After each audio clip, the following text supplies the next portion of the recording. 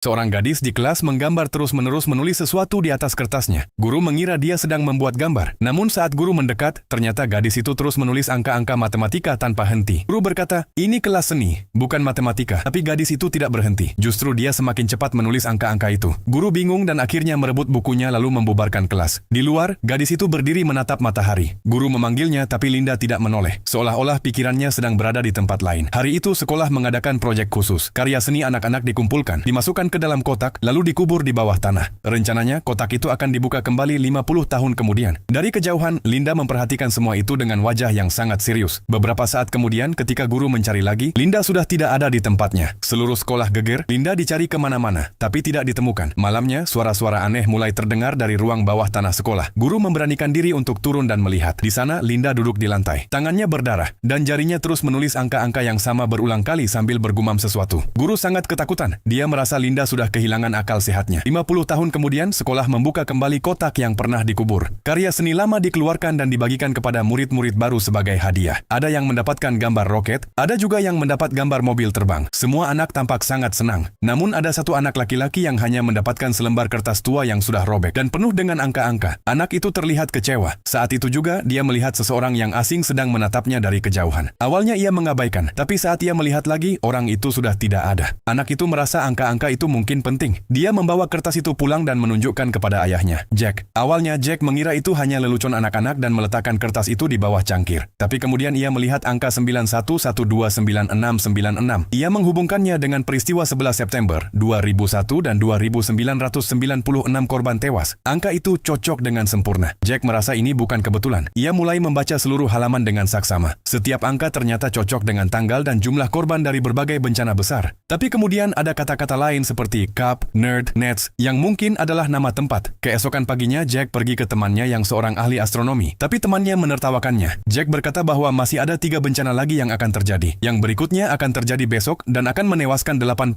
orang. Malamnya, Jack menonton berita tapi tidak ada laporan apapun. Ia pergi menjemput anaknya dari sekolah, tapi terjebak macet. Saat itu dia sadar bahwa dia berada tepat di lokasi yang disebutkan dalam angka-angka itu. Dia menghentikan mobil dan melihat ada sebuah pesawat yang jatuh. Ia berlari untuk membantu. Tiba-tiba terjadi ledakan besar dan banyak orang tewas. Kini Jack benar-benar yakin, semua yang ditulis Linda 50 tahun lalu adalah ramalan. Setiap bencana, setiap kematian, semuanya telah tertulis sebelumnya. Yang paling menakutkan adalah siapa yang memberitahu Linda semua itu? Apakah ada kekuatan tak terlihat yang memperlihatkan masa depan padanya? Dan apakah 2 bencana lainnya juga benar-benar akan terjadi?